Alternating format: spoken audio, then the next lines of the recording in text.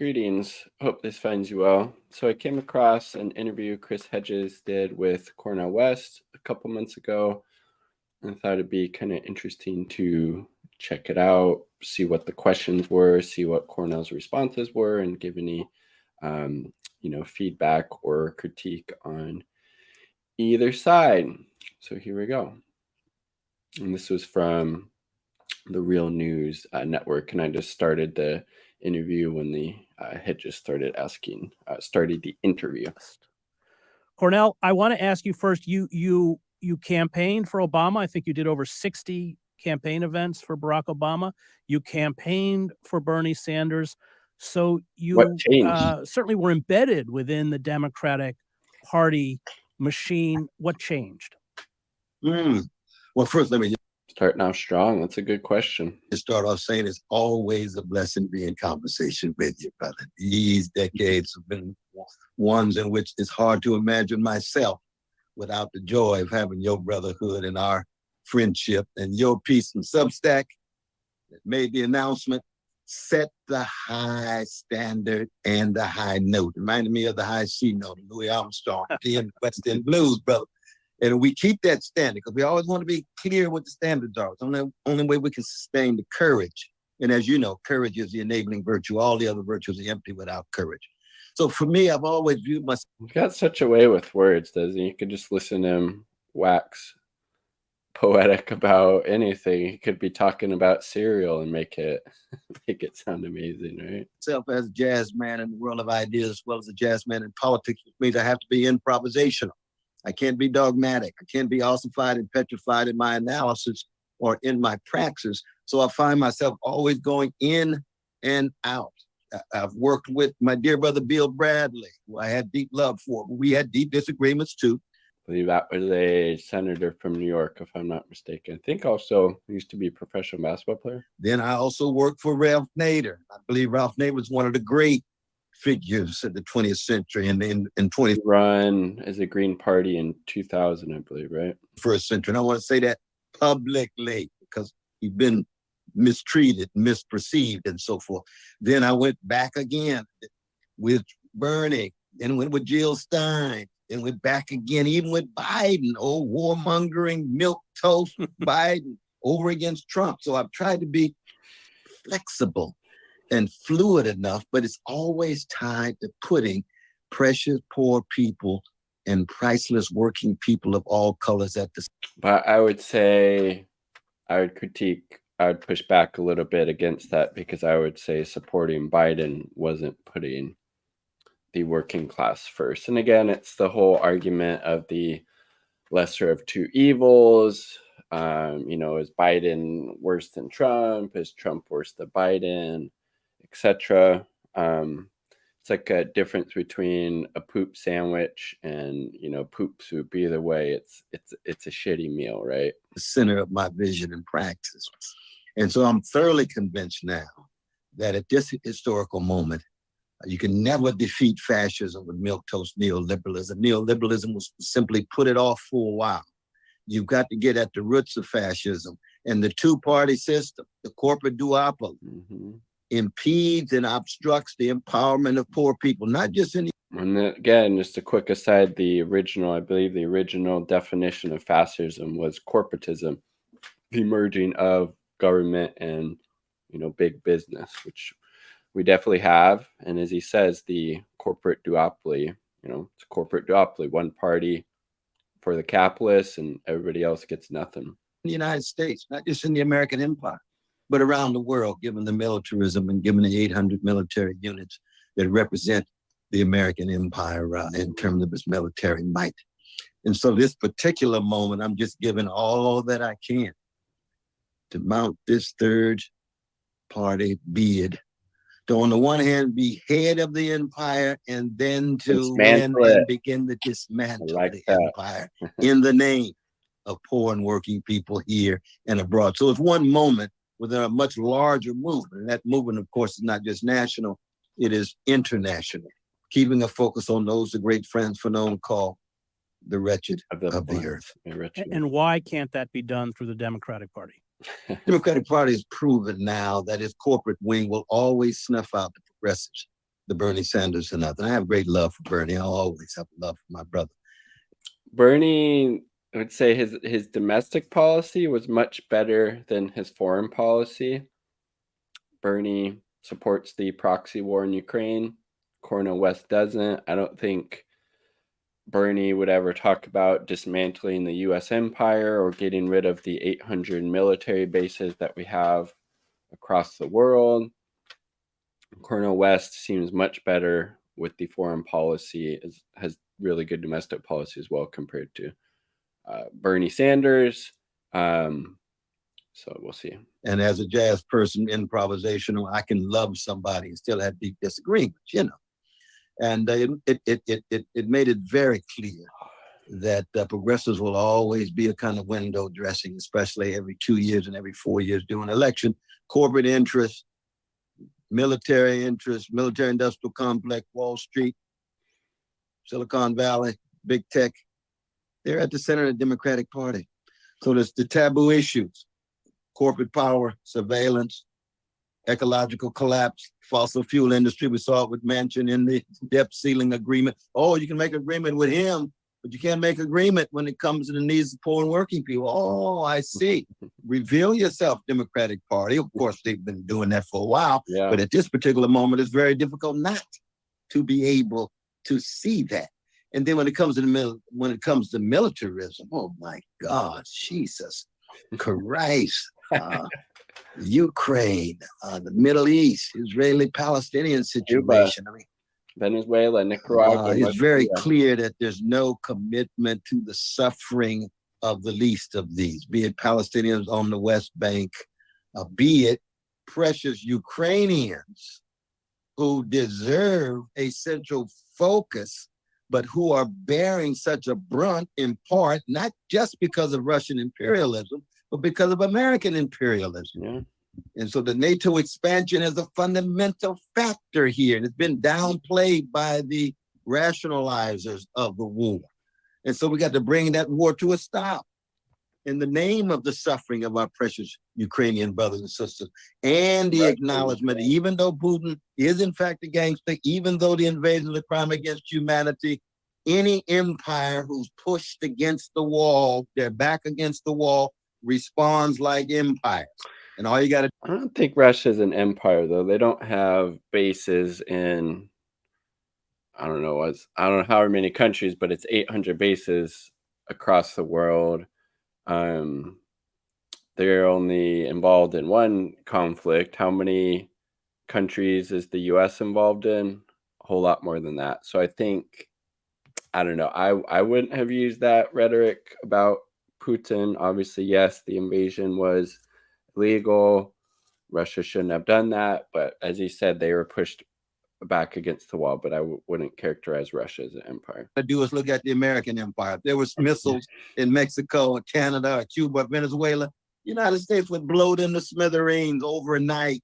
Why? Because it's the mightiest empire. Russia is a wounded empire, got its own forms of repression. I'm in deep solidarity with the precious Russian brothers and sisters who are going to jail against the invasion. See, that's serious moral witness. That speaks deeply to me. And again, yeah, people shouldn't be jailed for protesting the Russian invasion in Ukraine. Obviously, he's right. So I don't view Russians in any homogeneous way. There's always a variety of different voices. Same way in Israel. You've got some Jewish brothers and sisters who are in solidarity with the Palestinians, not their government, but you never view the Jewish community as a homogeneous community. There's always a variety of different voices. So to keep that moral and spiritual dimension or dimensions at the core mean everything to my own candidacy, my brother. I want to talk about both domestic and foreign policy. We've seen the neoliberals dismantle the New Deal. It started immediately after World War II, all sorts of anti-labor laws, the Taft-Hartley Act, accelerated in reaction to the movements of the 1960s. You had the Powell memo, what Samuel Huntington, I think, called The Excess of Democracy. You probably knew Huntington at Harvard. Talk about what they've done and what we have to rebuild domestically. Yeah, I think that it's very clear that the powers that be in the United States were frightened by the expansion of a trade union movement that was going to bring power and pressure to bear on the predatory capitalist processes in which profits were to be gained. It's no coincidence that as union membership has steadily declined in the U.S., material conditions for the working class have went with it. And workers were to be manipulated and subjugated just for profit. The great C.L.R. James makes this point when he's in Ellis Island, 1946, 1947, massive strikes, major challenges to the corporate order, you see. And then boom, as you say, anti-trade union policy tied to Congress and courts at the same time. Courts, instruments of Power. Corporate elites, ruling class. Congress, already themselves thoroughly subordinate to corporate elites, ruling class. Yep. Trade union movement, not just pushed against the wall, but so many of the precious socialists and precious communists with the Smith Act are deported, locked up, are thoroughly marginalized, are demeaned, lied on, and a host of others. I was thinking of the great Luisa Moreno, who's one of the greatest Latino freedom fighters of the 20th century, was deported from California and had to go to Guatemala. She goes there, then the United States has a coup there and overthrows the democratic government. But she holds on. The way Claudia Jones was deported, but held on. The way Benjamin Davis, the city councilman from Harlem, who was taken to jail under the Smith Act. For what? For being a communist. You say, wait a minute, I'm not myself a communist, but I defend the rights of everybody. Where's the libertarian sensibilities here among the liberals? Oh, highly selective. And you always get that kind of hypocrisy from corporate liberals. And so what we have is an attempt between 1945 and 1973 to, on the one hand, push the trade union back, but they had to come to terms with Jim Crow, the vicious legacy of white supremacy that had played a fundamental role in shaping the American capitalist order. Still does. Indigenous people subjugated, genocidal attacks, immigrants tied to cheap labor, enslaved Africans for almost 100 years, and then Jim Crow. They had to come to terms with Jim Crow because they broke the back of the vicious, indescribably evil Nazi regime in the name of we are against racism. And so what we got in 1945. And then they brought some of the Nazi scientists and doctors here. When 1940 to 1973, we broke the back of legal apartheid in America. We broke the back of Jim Crow, but the trade union movement being pushed back, issues of class rendered invisible, or if you touch it, you're going to be thoroughly marginalized. Think of the great W.B. Du Bois. Think of the great Paul Robeson, among others, who wanted to talk about those class issues. That Black folk then are included within the status quo. They're included within an order where it's difficult for them to talk about poverty and class. It's going to only be talked about race and upward mobility. And so the very litmus test of progress, let's say in relation to race, how many middle-class Black folks you got? What kind of representation do you have at the top? So you end up with a more multiracial and even later multicultural status quo that still has contempt for poor people, contempt for working people, militaristic presences abroad, and yet now Black folk are represented and included. Yeah, it's like the late Glenn Ford at the Black Agenda Report, how you had Black faces in high places like Obama, but the material conditions haven't really, improved for the working class, particularly the most vulnerable and marginalized groups among it, which is kind of what he's getting at.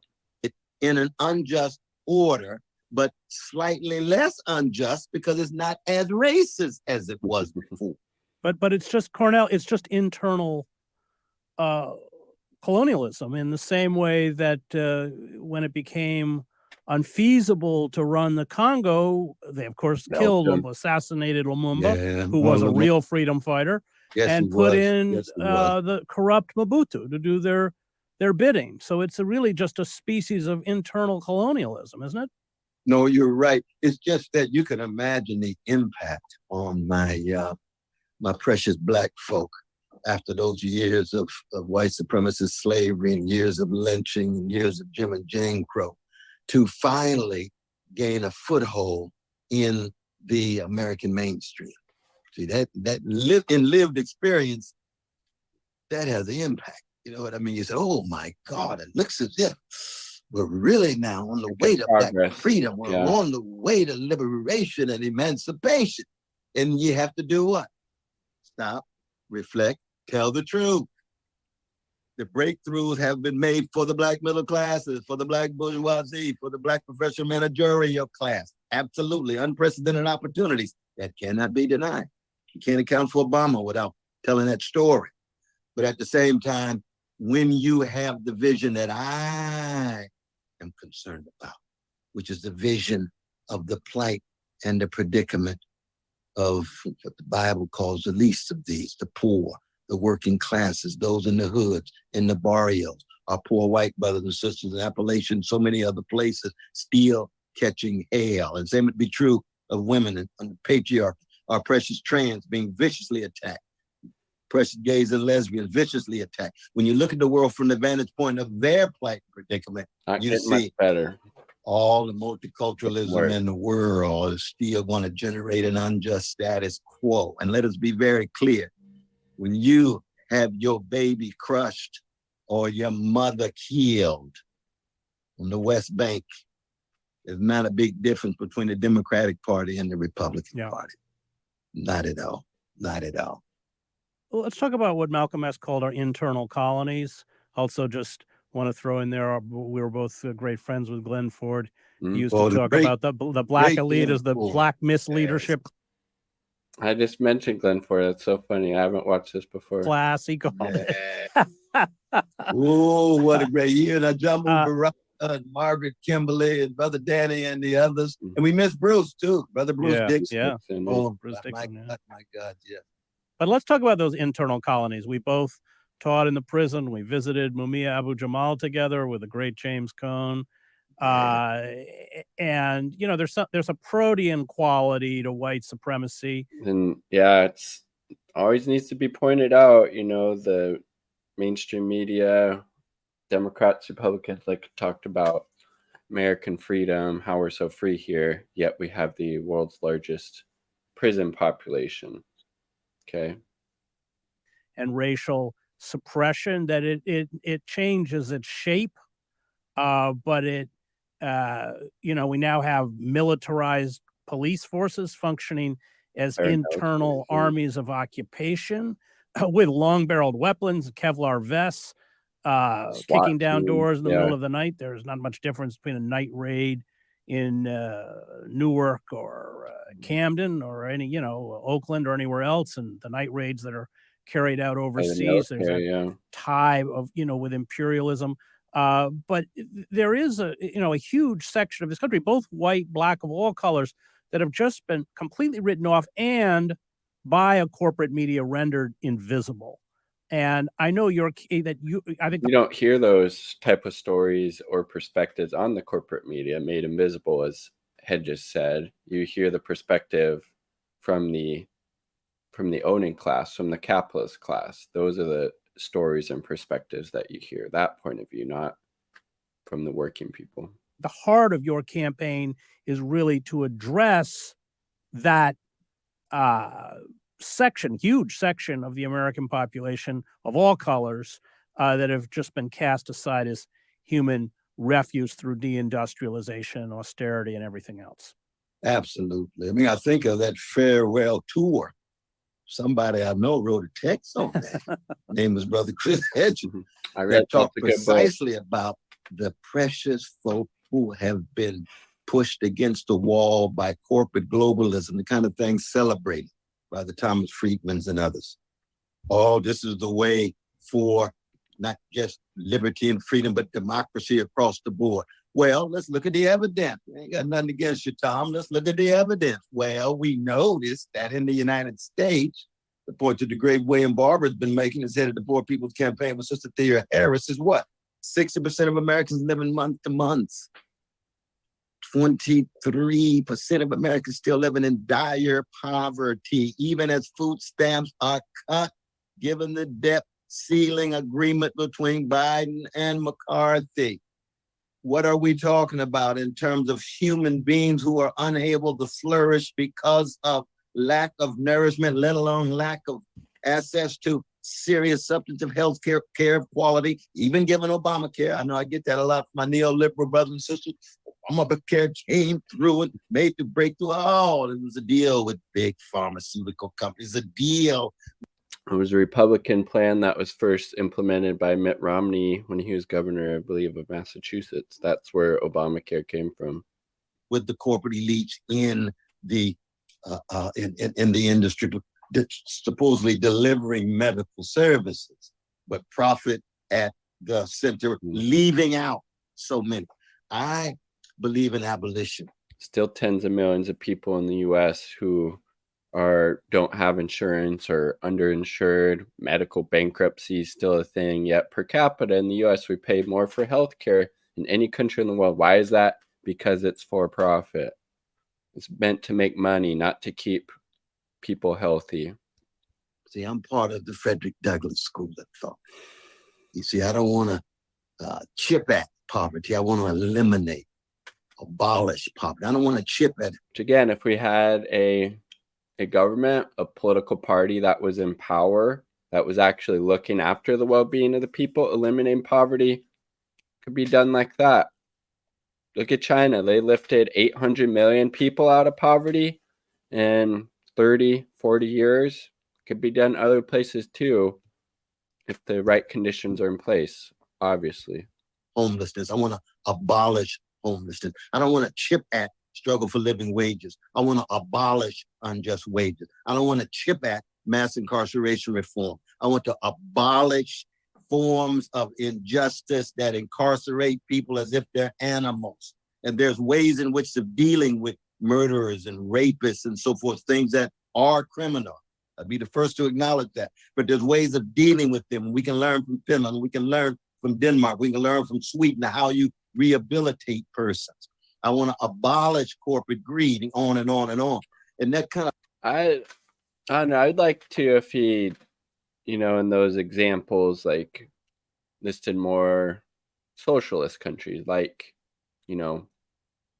Cuba or Nicaragua or Venezuela, etc. But just a small critique there.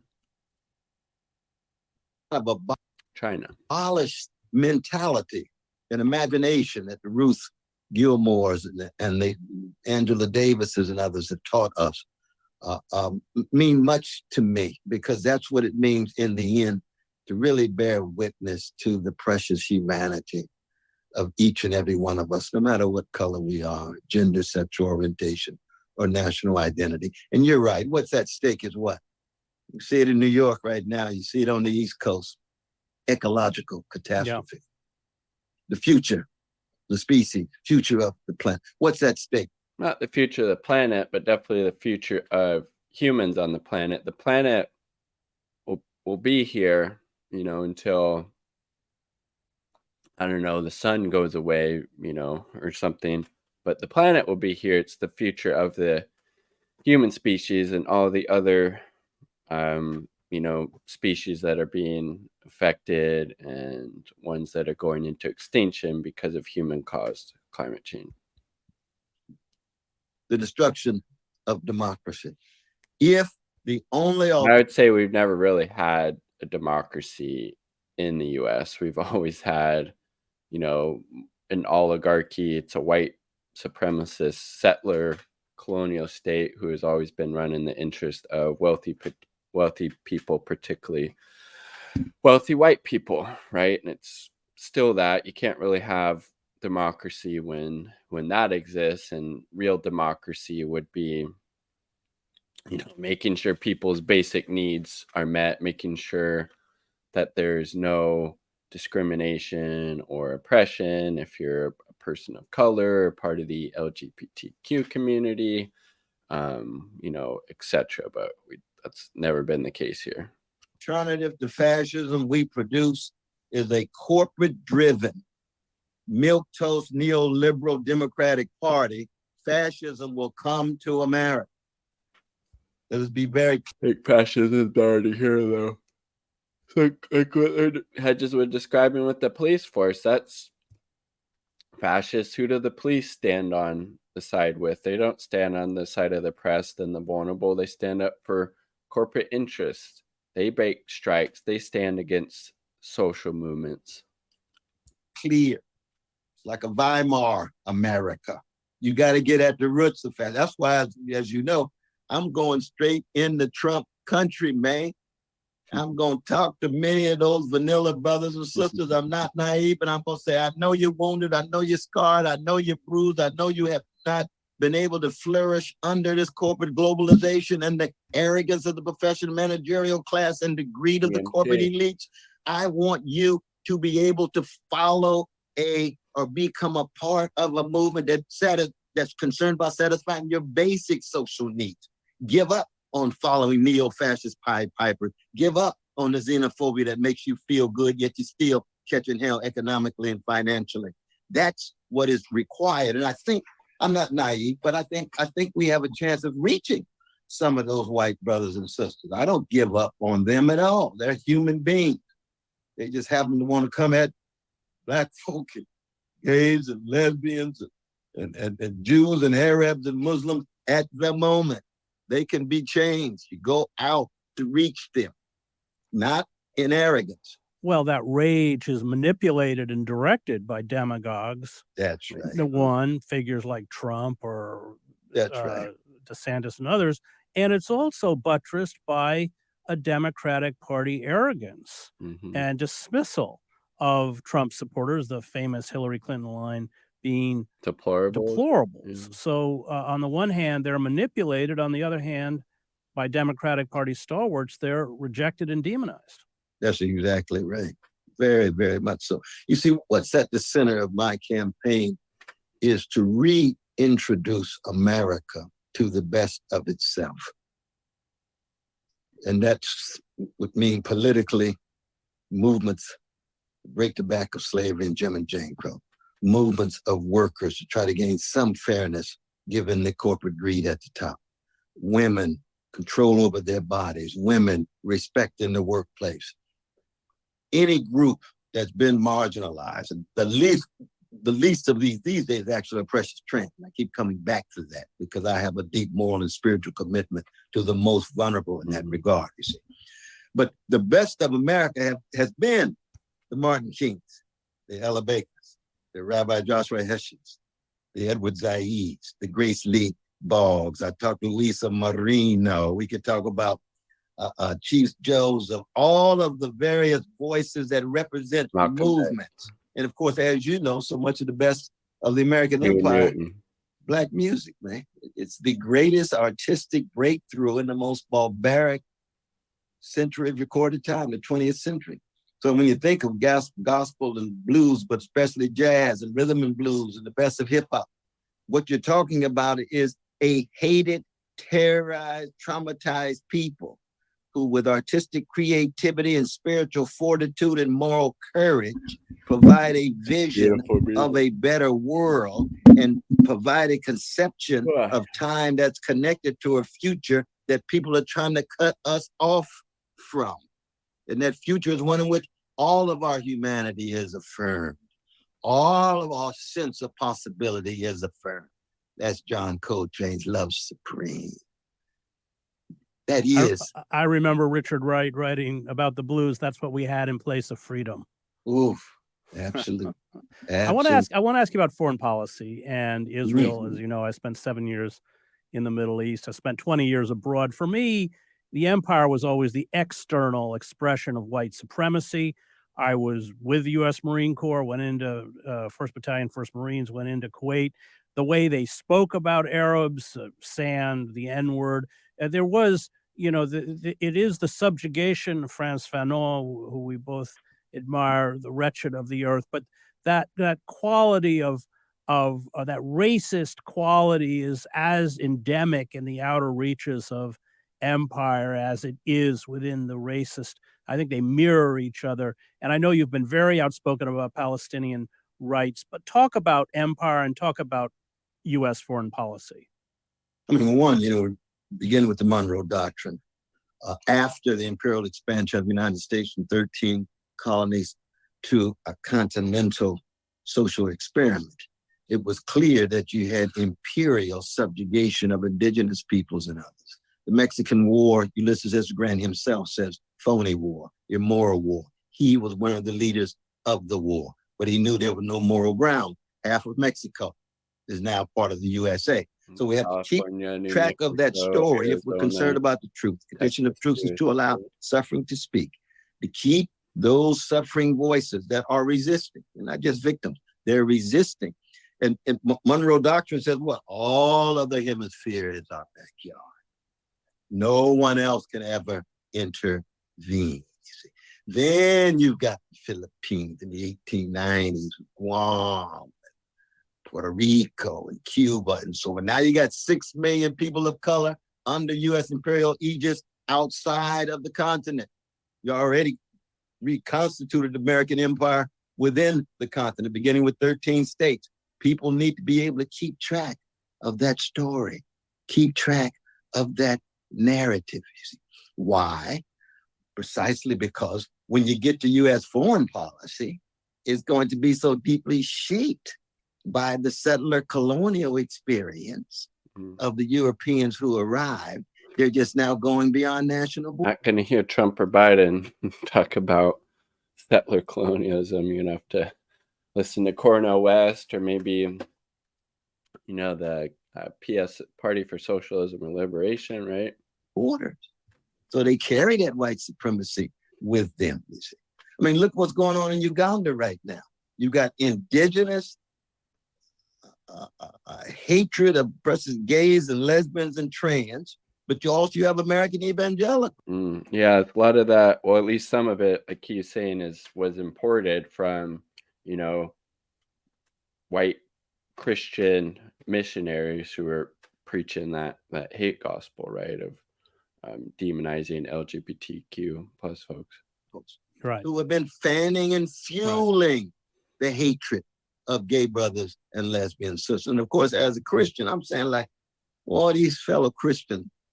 And Jesus was here, he would slap the shit out of those people. Their dominant form, they are as dangerous as they can be. And your text on American Christian fascists many, many years ago laid that out. Again, U.S. foreign policy, imperial, like an empire. I mean, I want to be honest. I want to be candid about that. If people think, well, Brother West must be anti-American. No, I want to introduce America to the best of itself. Mark Twain was anti-imperialist. He's the greatest comic writer we ever had. William James, the most adorable of all public philosophers, vice president of the Anti-Imperialist League, talking about our vicious treatment of the Filipinos. He's part of the best that we've had. And we can go on and on. Martin King. Einstein, Huey Newton, Malcolm. Came out against the war in Vietnam. He's part of the best. A baby in Vietnam has the same value as a baby in America. I believe that as a human being, as a Christian, as a free Black man, and as a fellow citizen in this American experiment, given its imperial backdrop and democratic possibility. And you, like I, support the boycott, divestment, and sanction movement against the apartheid state of Israel. That's a very contentious point, and certainly one the Israel lobby will pick up on. I just want you to explain why. Of course, you were very involved in the campaign to bring down the apartheid state of South Africa. That's exactly and I just want right. to say that South Africa's apartheid state, one of their closest allies was Israel. Of course. And the United States. And the But thank God we had Jewish voices in Israel who were critical of their own government, critical of the apartheid regime. Again, we have solidarity connections that go much deeper than just the elites who are running things. But no, I think it's fairly clear, and this is one of the litmus tests of the Democratic Party. You see, that the plight of the Palestinians, that's a taboo issue in the Democratic Party. They can never, ever come to terms with the truth of the suffering of precious Palestinians. But the point is this, Right. if there were Palestinian domination and occupation of precious Jewish brothers and sisters, They'd be speaking up then, wouldn't they? then divestment, sanction, boycott of a Palestinian occupation of Jews would make you a moral hero. Yeah. Now, I would be part of that movement too. I'd be in solidarity with my precious Jewish brothers and sisters. It's a moral and spiritual issue. But what we have now is the rationalizing of crimes against humanity when it comes to our precious Palestinian brothers and sisters. And a giant like Roger Waters, what does he get? Yeah. Trash. They Yep. lying on the brother, lying on him. He's been doing that performance. He was one of the members of Pink Floyd, very outspoken critic of the apartheid state of Israel. And as Cornel West has pointed out, has faced a lot of backlash, trying to cancel different concert gigs he's had, etc. But he's remained steadfast in his support, and you don't see a lot of people in his position doing that. So kudos. For many, many years, doing for what? To resist fascism, to resist Nazism, to resist any form of domination that's crushing innocent people. And people say, well, you can't even begin to compare Israeli occupation to Nazi Germany. Well, it's true. There's no doubt that they're no way identical in terms of scope and range, but apartheid-like conditions are on a continuum with fascist treatment of people, and they are crimes against humanity. That's what Brother Roger Waters is talking about. And it's sad that he has to undergo this kind of vicious attack. And I know I'll be viciously attacked. I've been viciously attacked before. But I just look them in the eye and tell them that my calling is not one that can ever be deterred when folk are simply trying to tell lies on me. If you detect in my practice, in my work, my downplaying of Jewish suffering, I need to hear that. I do believe Jewish security is crucial. 2,000 years of being hated with pogroms leading toward the Holocaust. Absolutely. No doubt about that. There should never, ever be massive massacres of precious Jewish brothers and sisters. I say exactly the same thing about Palestinians, about Dalits in India, about Muslims in China, about landless peasants in Brazil. Anywhere that kind of thing is taking know what he's talking about with the Muslims in China. I don't know if that was a reference to like the propaganda about, genocide of the Uyghurs or whatnot, but I would ask for more clarification on that. place. And of course, it begins for me at home. I want to thank the Real News Network, its production team, Cameron Granadino, Adam Coley, David Hebden. And All right. So there was the 38 minutes interview with Cornel West. Chris Hedges did on the Real News Network. What did you think of it? Should you have asked different questions? What did you think of Cornel's responses? Let me know down below. Peace, much love, all power to the people.